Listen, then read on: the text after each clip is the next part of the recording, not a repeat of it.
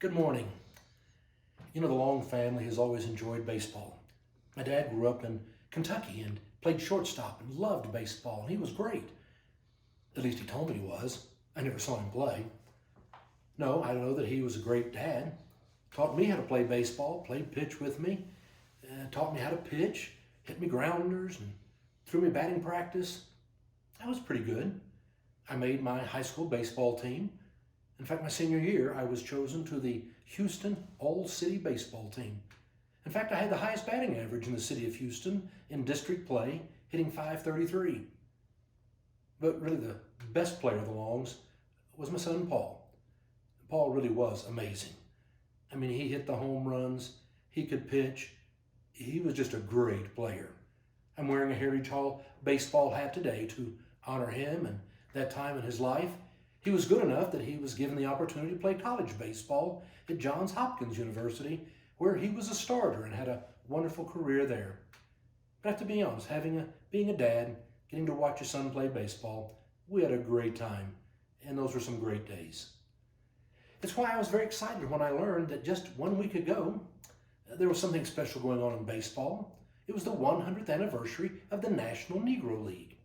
It was a time that back in 1920, Rube Foster started a league for people who were black to be able to play baseball. Now, they'd been playing baseball ever since the 1860s, but there was always an agreement by those who were the major league owners never to have blacks playing with whites. And so it was that they had their own league because there were such men of talent. And they played because they loved the game, and it's where they could play. And so the National Negro League went on from 1920 to 1960. And with the 100th year anniversary, they're having a program called Tipping Your Hat. It's a way of recognizing, a way of respect. It's a way of honoring someone. It's a tradition that started in England years ago. But everybody knows you tip your hat to somebody you respect, appreciate, honor. And we're tipping our hat to those who played in the Negro League. The people who crossed that bridge from segregation to integration. The people who never got to cross that bridge. They built the bridge. They just never got to make that trip.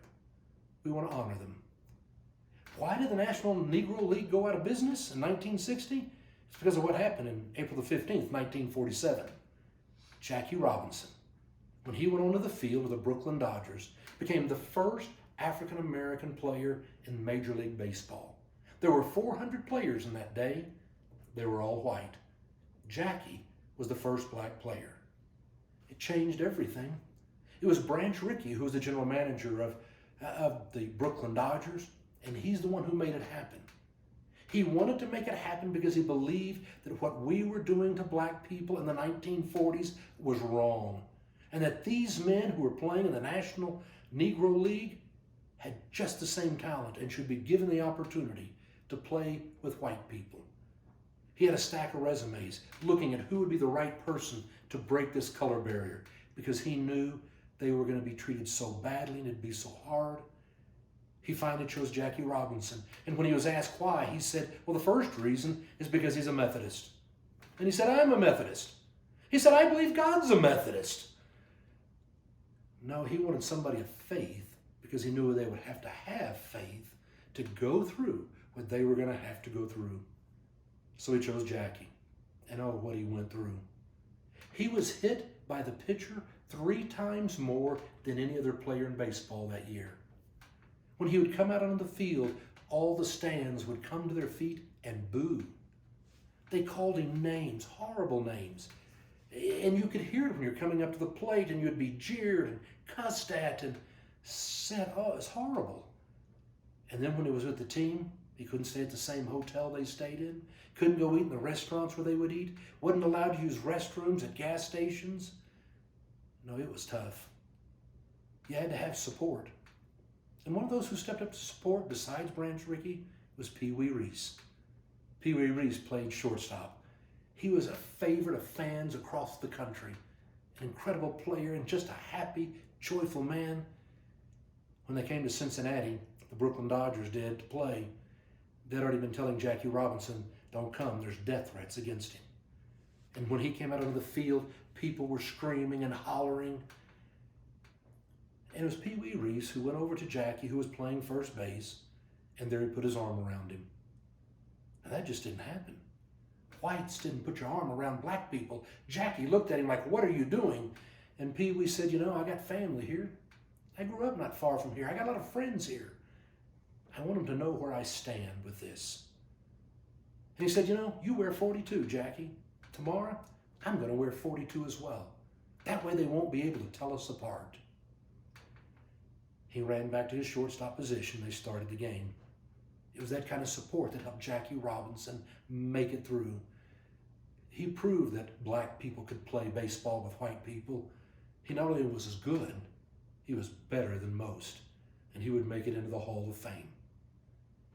Every day this week, we're going to look at those who came out of the National Negro League and made it into the major leagues and into the Hall of Fame. The first was Jackie Robinson. You know, when they asked, Harrison Ford played Branch Rickey in the movie 42, the story of Jackie Robinson's life.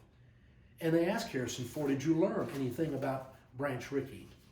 And Harrison Ford said, "Branch Rickey was a very religious man. He was a Methodist. And as a Methodist, he believed very much you're supposed to treat other people the way you want to be treated. You're supposed to live the golden rule. You're supposed to love one another the way that you have been loved." That's what Harrison Ford learned that Branch Rickey believed, and it's what we all believe. As Methodists, as Christians, we all understand we are called to love our neighbor, no exceptions. And so to all of those of the National Negro League, those people who made such a difference, I tip my hat to you today, remembering the sacrifices you made, Jackie Robinson. You made us a better country. Thank you.